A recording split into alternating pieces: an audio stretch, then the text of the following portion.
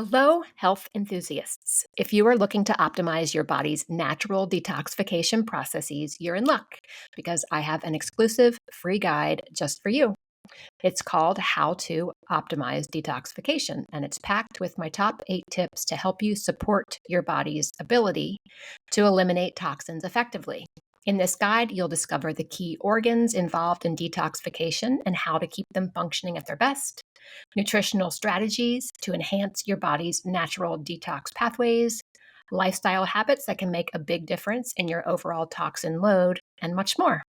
To get your hands on this valuable resource, simply head over to www.rootcausology.com/detox and download your free copy today. That's www.rootcausology.com/DETOX. Trust me, your body will thank you for taking the time to learn these essential detoxification tips. Now let's dive into today's episode.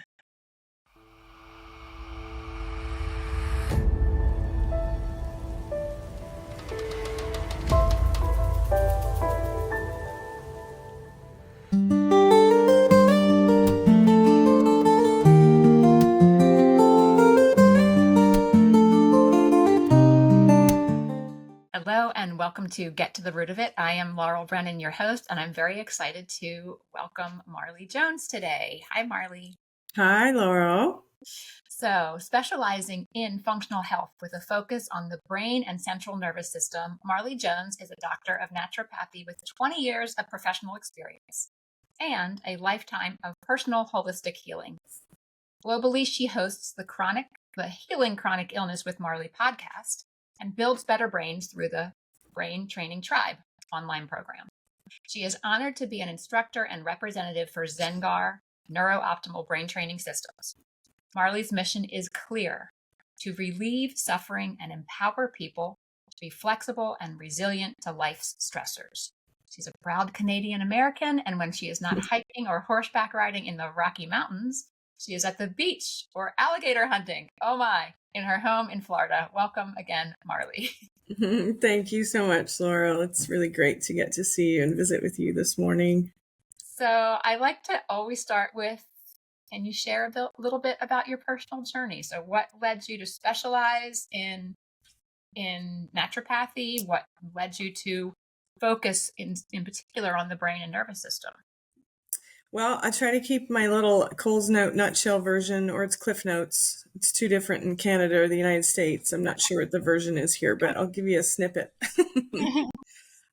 So it's funny. I was raised with a father who was a horticulturalist and studied Native American herbology. And if he had an issue, he'd run to the mountains and pick some plants and make a tincture. And then I had a mom who was like a RN, and she went the medical route. So I kind of saw both sides growing up. And I always was more drawn to the natural way of doing things. It just resonated with me. And, you know, my mom had more health issues than my dad did too. So that spoke something to me. But I ended up getting quite ill in the 4th grade and had to drop out of school for a while. Back then, they didn't know what was wrong with me. They just had said I must have something viral. I ended up becoming anorexic and just really struggled. And then years later, I got a head injury, which led to having dissociation, panic disorder, and anxiety in junior high. And then it just, chronic anxiety and depression just kind of followed me into adulthood.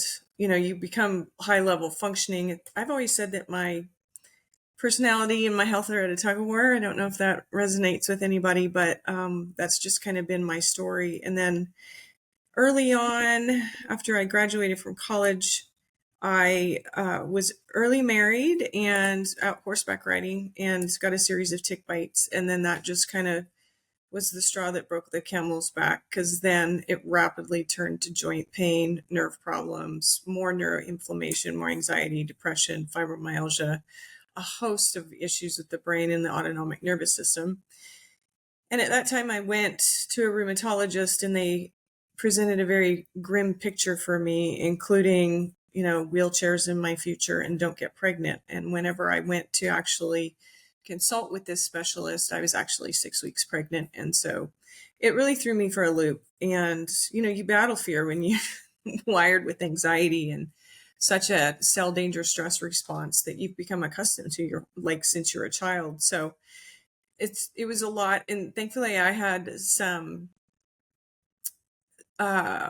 ability to connect with a naturopath after I'd gone to the rheumatologist and tried the Vioxx and the Celebrex and all of the other things, buspirone. They wanted to load me up on meds, just to function. But I reacted to those too. I was somebody that if I had a headache, instead of taking Tylenol, I would do an enema. So, or run a tincture that my dad would do or something like that, or peppermint oil or whatever, just that side of things. But tried to do integrative medicine where I could do a little bit of both, but I kind of was just left having a hard time. And of course, when I went to the rheumatologist at the time, following the series of tick bites that I had, he just shrugged his shoulders at me and said, well, there's no reported cases of Lyme disease in the state of Oklahoma. And I was left untreated. So for the most part, they'll hit you with some doxycycline or even monocycline for a few weeks. It's not pleasant, but most people can clear it. However, looking back, I've had a lot of genetic testing done, and I'm like the 40% of the population with MTHFR mutation, except that, mine leans more to the fibromyalgia anxiety side of things. So I have a really difficult time with drainage pathways and detox pathways, and just my histamine bucket's kind of full. And I live in Florida now, so we have a lot of mold here. So I had a bit of a trade-off with lifestyle change, leaving where I had lived in one state and moving to another to have warm weather, which has helped with the joint pain. A lot of people with rheumatism and chronic pain move to Florida for that reason. But then there's a lot more mold here. So it was a bit of a trade-off for me. So that's been a battle for me. And why I kind of came full circle with it all. I did go back to school when my kids, I think I was pregnant with boy number one, the one that at the time the doctor said don't get pregnant. He told me that if your baby did survive full term, they would need a pacemaker after I delivered them. But praise the Lord, I have two very healthy boys, and they're grown now, and they're living their best life and making mama proud. So on those really deep, dark times of the valley of shadow of death, because a lot of people that get a Lyme diagnosis, they just want out. There's no escaping. Like, it affects all the systems in your body. And so you do struggle with anxiety, depression, chronic pain, chronic fatigue, and just a host of other autonomic nervous system issues. Somewhere in there, in my pursuit of trying to figure things out, I did a deep dive in brain health. And in 2019, I was probably one of the first graduates of Amen University, Dr. Daniel and Tana Amen's program on brain health. And I thought, oh my gosh, this has troubled me for decades, but it's not too late. So I did a series of hyperbaric oxygen therapy, and then I got very involved with neurofeedback brain training, because I realized not only was it not too late for me, but that's probably where I should have started, is to heal my brain first. But I look back, it's part of my story. And so if I could tell my younger self, or if I tell client patients now, before you take radical measures, whether it's going on like a fasting retreat, somewhere in there, I did a 30-day juice and water fast because I wanted to reverse it. And it was hard. It kicked my butt. But, I was very disciplined, very driven, very performance anxiety type of person. So I wanted to reverse this. I saw my mom suffer with rheumatoid RA. And she was a heart transplant list by the time I was in high school. So I didn't want to be in that situation. So I was very, very, very disciplined. So, but if I could tell my younger self, and what my message is now, before you spend a lot of money on supplements or doing radical diet changes or whatever it is that you're wanting to do, even on a holistic level, do what it takes to calm and regulate your central nervous system. Because if you are in a state of a cell danger response and you start to try and clear toxins, particularly with Lyme and mold illness and multiple chemical sensitivities or other type of autoimmune based illnesses, you're really going to stir the pot and make yourself feel worse. So calming that stress response. And to me, neurofeedback has been the magic ticket for me because I found a system that was one, naturopathic, but also that I could do from home. So I have a lot of functional med doctors that send people to me while they're working through the getting rid of detox issues to say, I got to get this person out of fight or flight. And so we'll hook them up. We do a series of brain training on them so that they can calm and regulate, become more flexible and resilient to stress, and be able to handle some of those Herx reactions that are just generally just too much on the nervous system, so that people shy away. And I was one of them. Every time I tried to do like an antifungal program or a Borrelia tincture or any of those kind of things, I would just get so sick because you have a baseline of misery. But then when you throw yourself into a flare up like that, you just get so sick you give up, and then you just live with the chronic state. So starting with the brain first and foremost and getting it kind of organized and the files in the mind sorted out, dealing with those, not just the cell danger response, but even all that like series of childhood trauma. And if you're like me, I often thought, because I'd go to therapy as part of it too, is, gosh, my childhood trauma isn't as bad as this, and this didn't happen to me, and I wasn't born in this country dealing with that. But your limbic system doesn't know the difference between real and imagined. If you don't feel safe, and if you haven't felt safe in your own skin for the majority of your life, you have so many deep-rooted neural pathways that say, I'm not safe in this world. You have to get out of that state before you can really experience optimal health and get after some of like the root cause issues of the illness. But it is 100% primary number one thing to me to fix the central processing unit of your body by calming and regulating that stress response and just getting your thinking right. And that's another thing that I learned looking back, Laurel, is I used to lay on my back in bed because I spent a lot of time asking my kids, mom's on the couch or in bed, just crying out to God and praying that I could have a renewed mind and you'd heal my body and help me keep going. And then it wasn't until years later that I thought, you know what, I can't get my thoughts right and think positive thoughts if my brain doesn't work, because the brain and the mind, they're not the same thing. So if you got a physical reason why you can't get your thoughts right, let's look at the survival brain and take care of that first. So that's my long answer. Yeah. Yeah, my goodness. Thank you for sharing your long answer. I think it's so valuable to share your story because you're going to help somebody along the way by sharing your story. And there's several things that I'd love to dive back into because I think the audience is everybody's at a different place of baseline knowledge. Right. Some people might not know what you're talking about when you talk about detox pathways and MTHFR. So I want to put that in a little bucket. Like maybe we'll go back to Sure. kind of the genetic stuff. But I really want to highlight what you highlighted, which was it's so critical for us to get out of the cell danger response and into the parasympathetic nervous system. So am I correct in assuming that cell danger response is the fight or flight space? Sure. So most people hear that, they understand fight or flight. Cell danger response might be new terminology, but people can relate to, not feeling safe. And whether that came from, a big T trauma or a little T trauma or a virus or just how there's so many impacts that can influence our nervous system.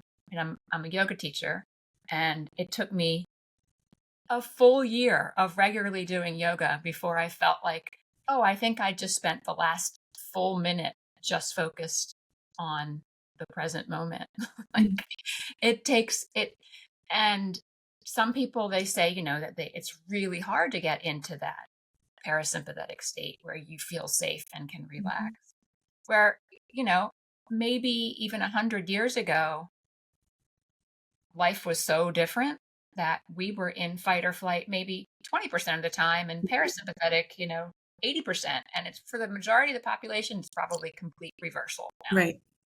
I believe you're right on that. I always heard that there's, before plumbing and all the wonderful things that we have from getting from A to B, that during Bible times, people experience more stress in a year than the equal amount of stress that they experience in a year versus us in a day, because there's just so much stimulus and overload. It was crazy to me because we're supposed to have all of these tricks and triggers to help make life easier, but Right. something about nature and connection and simplifying your life to actually calm those things down. Yeah.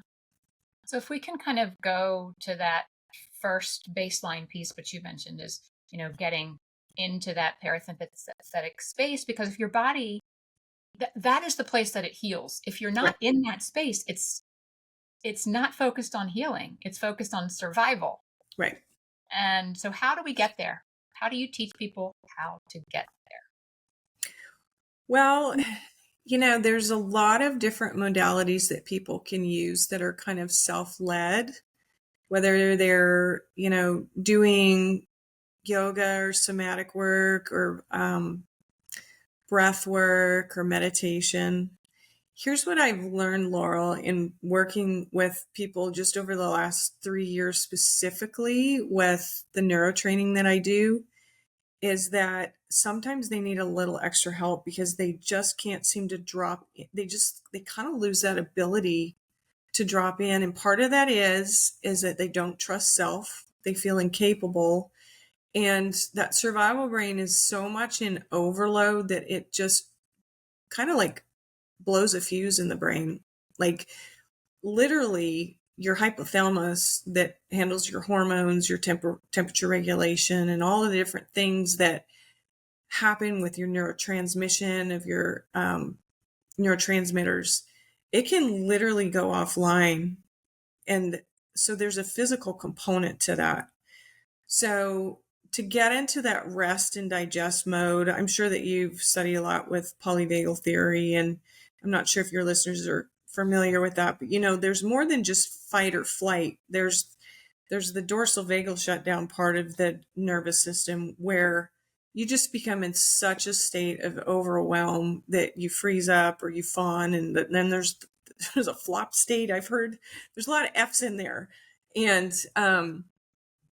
so to get to that place of allowing the parasympathetic nervous system to kind of come in and rescue and assist you, it's like there's an inability to do it. And so a lot of the brain training programs and things that I'd even tried, I remember going to a friend of mine who was a DO and she seemed more holistic, but she's like, well, you just need to meditate.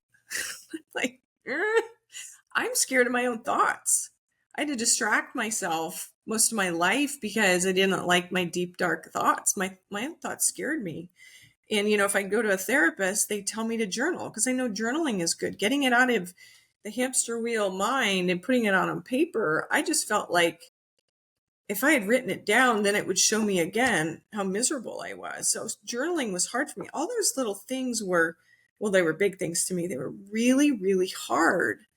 And so I had spent a lot of money, time doing a lot of different type of rewire and brain training programs, and they all have their value. Because if you have that cognitive ability to say, well, that's a stupid thought, I'm not going to think about that thought, and I'm going to think about this thought, then you're good to go. I was so dysregulated, I couldn't even do that. And then it would make me feel guilty. So I was just a hot mess for such a long time. And so those programs have value, but if your brain is really that dysregulated, and I see this now because I get a lot of client patients that come from the therapist's office and they've been trying to do EMDR and they absolutely hate it because physiologically it works really well. But when your survival brain is kicked into high gear, and our brains are designed to keep us alive, right? So anxiety is not the enemy, but when it's in overdrive for things that really are your limbic system believing something that's not there because it trips that fuse.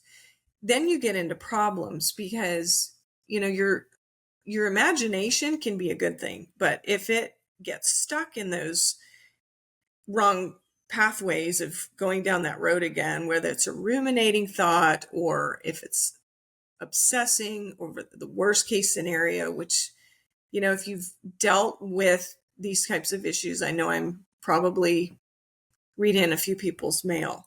It's hard to get out of that.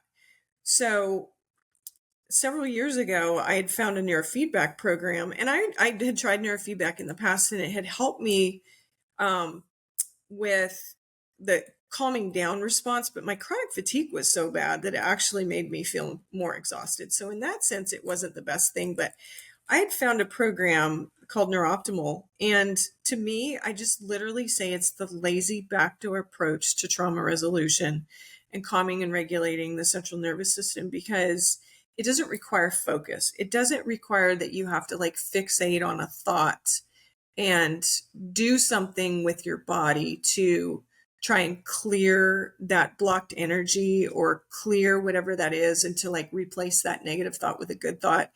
It works on such a level that requires no effort. And when you're exhausted all the time and stuck in fight or flight, you don't have the ability to rest and digest. Having something that's like putting a mirror inside your head that shows your brain what your brain is doing so that it can self-correct is such a godsend. And the way that it works is it just interrupts those consistent, persistent electrical patterns of the cortical activity of the brain that don't serve you. So that's what happens when we get stuck, whether it's a cell danger response or we're reliving a trauma. And it's so beyond our cognitive processing. We know that we're okay and that we're safe, but why can't we calm down? There's so much more going on in the brain, and it needs to be just given a break and see what it's doing so that it can go, oh, I'm going to prune this away and I'm going to rewire this. And the process is so beautiful, and it is subtle. It is a brain training program that I use that is just really enjoyable. And I say it's like going to the gym and the spa at the same time, because your brain is being trained. You could take a nap if you want to. And so it's just been a godsend for me, and just the people that come in because they've tried things like dynamic neuro retraining system where you've got to hyper focus. And I had found some value on that. But when I had done that, I had POTS so bad that I couldn't stand up. And then when I'd lay down to try and do the program, I'd fall asleep. So I just failed at that too. So when I finally found NeurOptimal, I thought, this is something that's completely natural. It's non-invasive, and I can do it from home. I felt so empowered. And that helped me, because before I was sick, I was a get stuff done person. I'm a type A driven personality. And with that being said, I had performance anxiety because I always tried to prove my worth on what I had produced. And when you're sick and you can't do that anymore, you get really lost. So it was very transformative to me on a personal level. And I had no intention of doing this professionally, but it helped me so much. I thought, I just need to be who I needed when I was sick, because I just didn't have anybody in my corner. I ran from doctor to doctor to doctor. I probably had it for years. I would have at least one doctor appointment a day. And you imagine how much money you spend, right? Okay, so I'm interested in learning more and for you to share more with the audience about the specifics about NeurOptimal, and anyone who has tried meditation and not found its benefit. Usually you hear, well, just keep trying, just keep trying, just do whatever you can, keep trying, and eventually you'll benefit. But I've talked to lots of people who said, it's just not for me. I cannot chill and get into a space where it's beneficial. Right. So for those people whose ears perked up when they said, oh, I can't, quote unquote, meditate. Or they've tried yoga or Tai Chi or journaling or therapy and still not found that,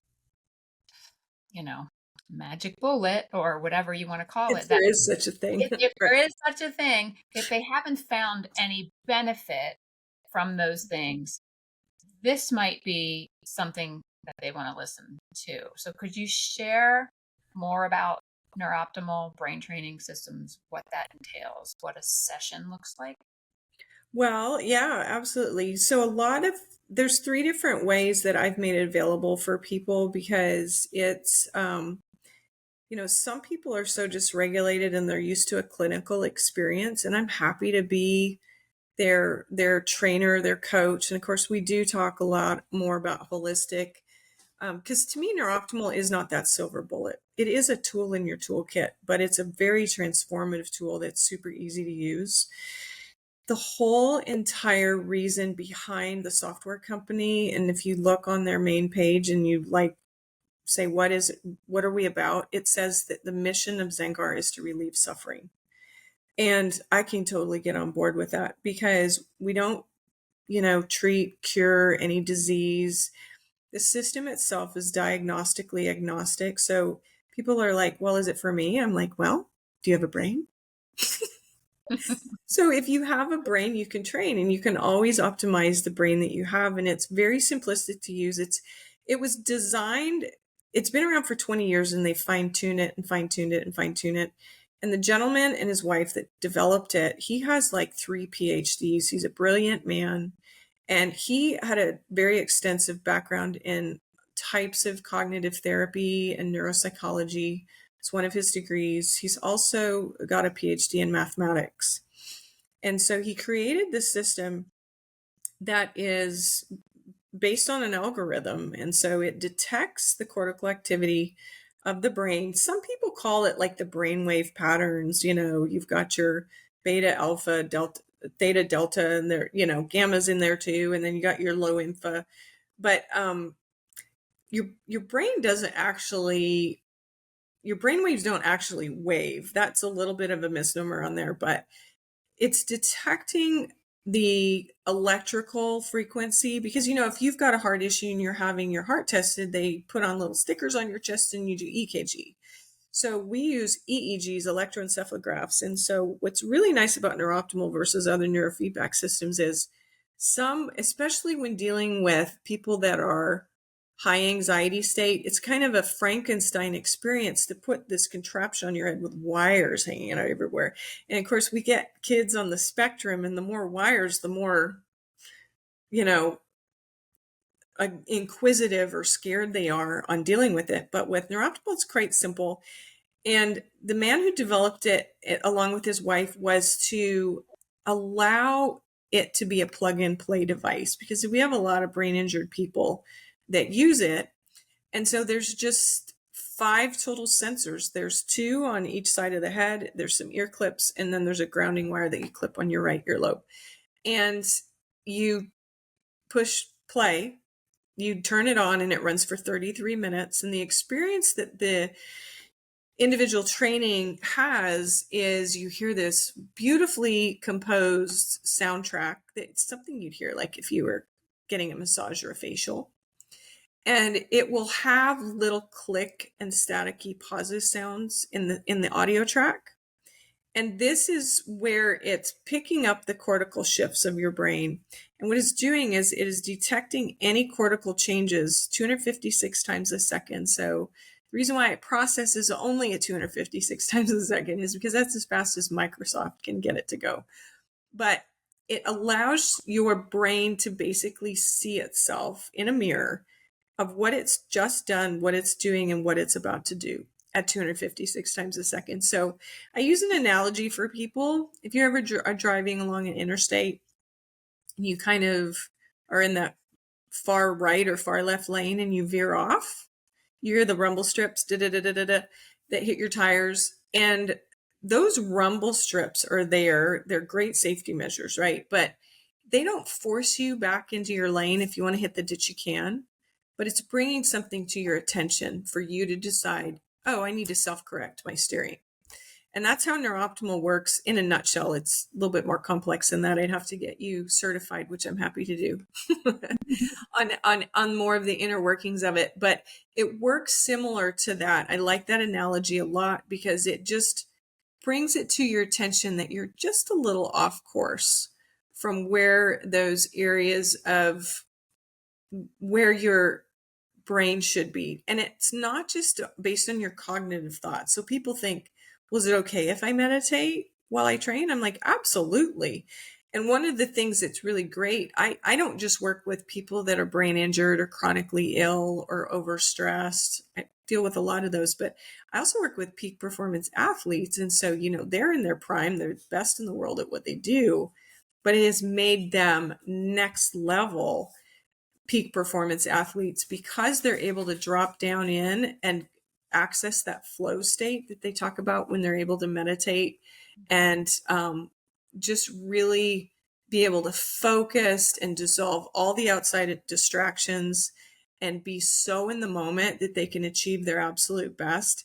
NeurOptimal actually helps people on that level too. So again, if you have a brain, you can train whether you're chronically ill or you just want to be better at whatever it is that you're doing. It's that type of technology. Again, it's diagnostically agnostic. So it can always optimize every individual's brain. Every training is different because it's an algorithm and because it's responsible in real time of what you're doing, that it will optimize whatever that session is like the next time you do it too. And it just comprehensively builds.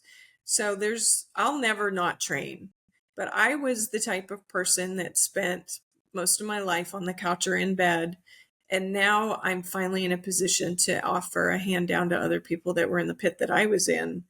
And NeurOptimal is probably the biggest part of that puzzle for me because it's been so transformative, and it can help your brain function, your mental state. It clears blind spots about your life, but even just what it does on a relational level. Like a lot of moms will buy these systems because they're a high ticket item. So I do offer sessions in clinic for people that just want to come to somebody else, but I also rent systems to people. And if anybody wants to buy their own system, they can be using it for their families, but they can end up being like me as well, where they actually integrate it, whether it's into their therapy practice or if they're a health coach practitioner, or if they're a DO or an MD, or I have psychiatrists that want to use it as a tool to help their practice and serve their people better, then they can do that too. Or if you literally wanted a career change, you could start being a brain trainer and help other people in your community by making it available, because we need more NeurOptimal in every town, city, church, school, foundation, wherever it is, a YMCA. We need these systems for people to have access to. And it's a little bit more popular in other parts of the world, but we're starting to come around here too. I'm starting to see more and more trainers show up. So that's exciting. But again, you can do it yourself at home if you want. Yeah, awesome. Thanks for giving us big picture about what the system looks like. I'm curious about dosage. How often do you do this? If you're just getting started, I always encourage people to give it, 12 to 15 sessions and do it consistently 2 times a week, 3 times a week. If you rent a system, do it every day, because if you're going to pay to rent a system, get as much training in as possible. So it's giving your brain information. It's not taking anything out. I can't read people's thoughts, and it's not putting anything in other than through the audio loop. It's giving feedback back to the brain to say, be in the moment, be in the present moment. So with that being said, it teaches your brain to be flexible and resilient to change, right? Anxiety and that stress response and even depression and those states of overwhelm, we get rigid. We're not good when life throws us curveballs. We're barely able to handle the routine because we don't feel safe. We don't love adventure. I mean, we want to, but when you only have so much energy and vitality in your body and in your consciousness, any type of curveball that life can throw at you can just be too much. So if you cannot just, because we can't avoid stress, but we can get good at it.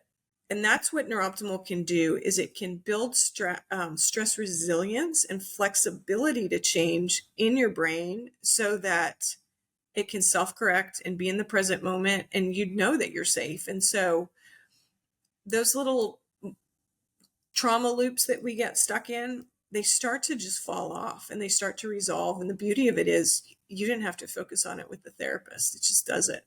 Yeah. That's probably my favorite part. Yeah. It's literally no-brainer trauma resolution. Yeah. Very passive. You can do whatever you need to do. It works. Yep.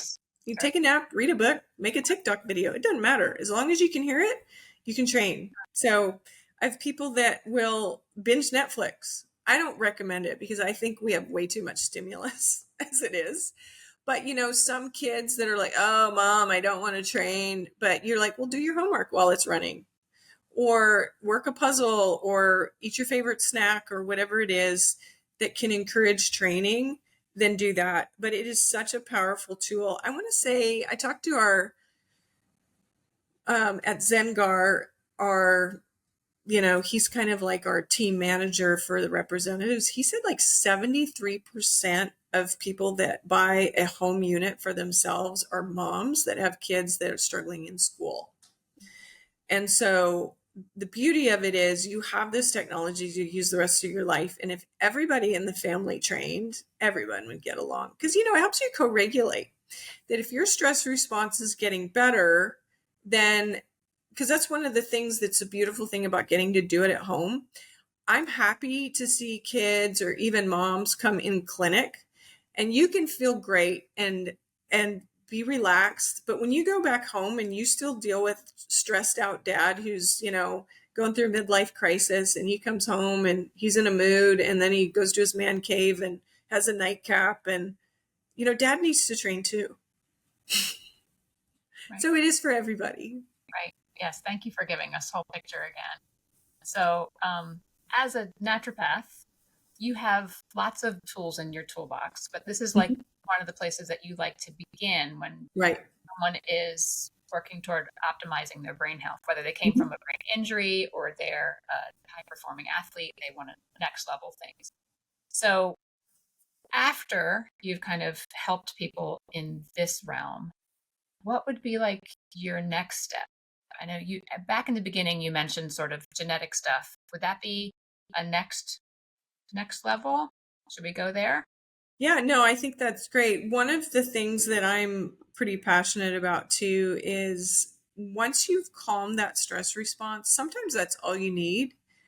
But at the same time, it's better to remove the root cause or the dysfunction so that, you can be training, but you can go next level if you can get out of the dysfunction in the first place. So we will look at things like neuroinflammation or neurotoxins. So I can test for, we can mold test your home, but there's also a lot of testing that we can do on the individual through different, depending on how much you want to spend and what you think, I'll do a kind of a client intake that says, well, let's talk about your issues. And of course, you've got to look at like, what are they eating and what's the environment that they're in, because toxins aren't just, I always say there's different toxins. You've got your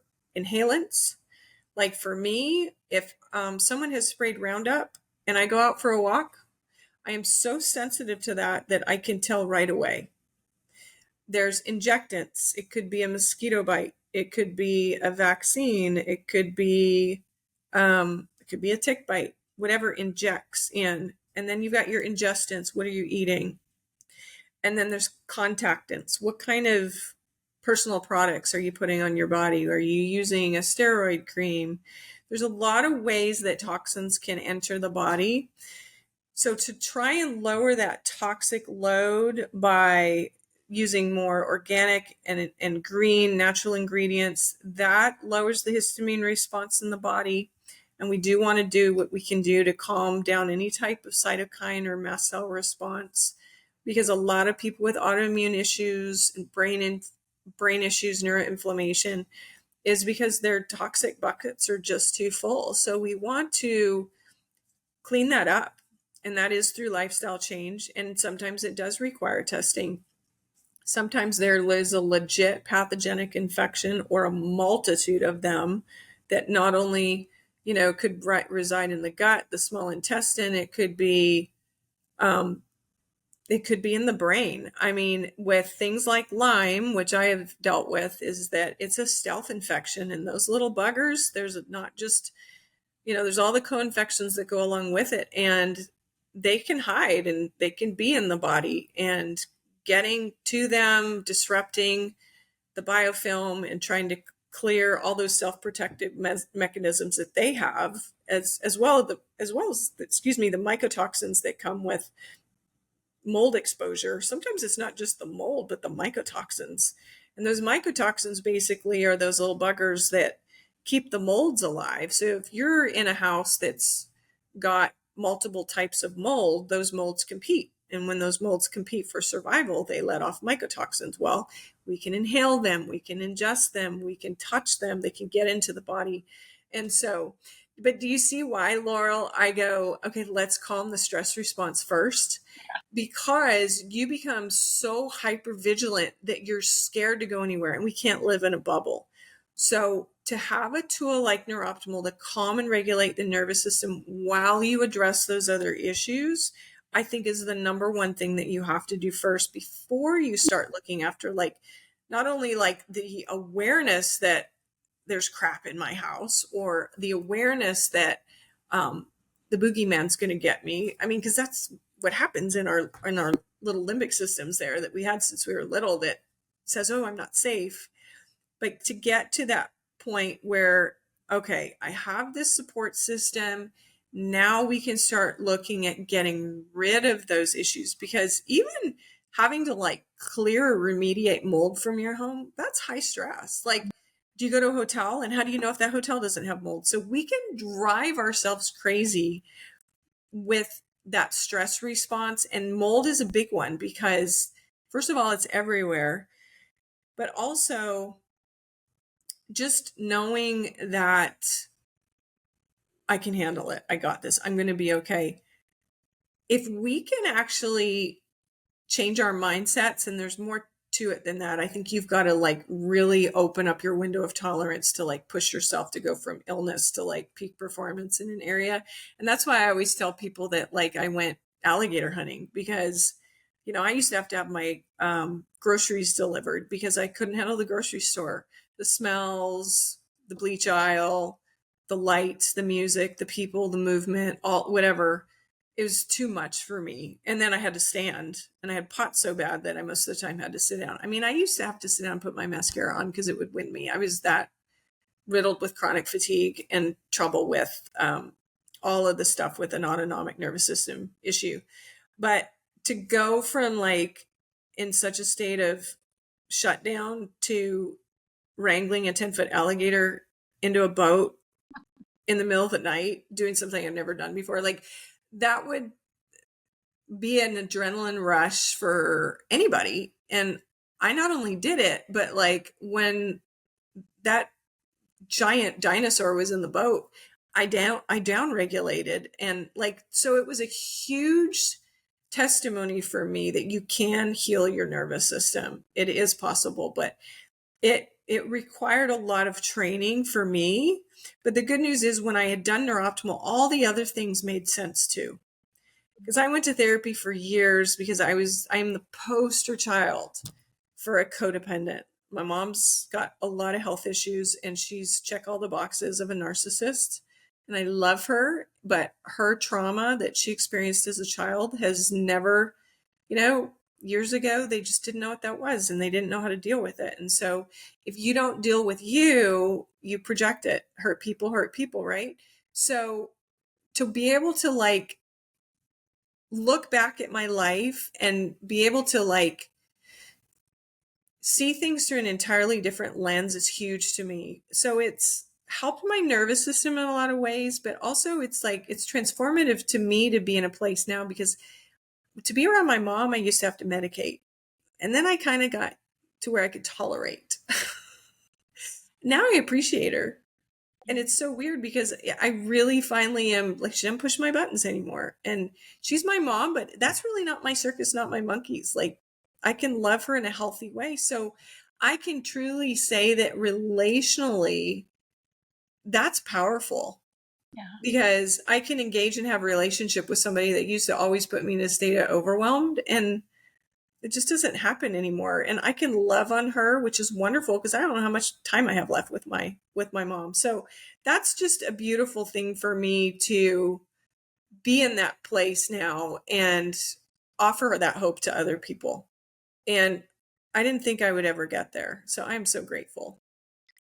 Well, I'm so grateful that you found a path that helped you and now is allowing you to help others. So yeah, I don't know the extent of your listening audience, but I imagine they're health related and they're looking for encouragement. And I got to tell you, you got to persevere and you got to stay in it, because your test will be your testimony, and let your mess be your message. But don't jump in there and go, oh, I've got to do this. No, don't even go there. Just take care of you and focus on self-care, because the only person that can ever really step in for you is you. And I think that that's key. You can do all types of inner work and try to like access that higher self and heal the inner child. But to me, they're the same, and they've lost that connection. So whatever it takes for people that can calm and regulate their nervous system without causing more issues, whether they want to microdose or they want to do this or that. I'm not a big fan of those type of things because they impede blood flow to the brain. And so that's another thing that's beautiful to get to see with Neurooptimal training, is people titrate off their need to smoke pot or to take edibles or to take Prozac. I've seen it consistently.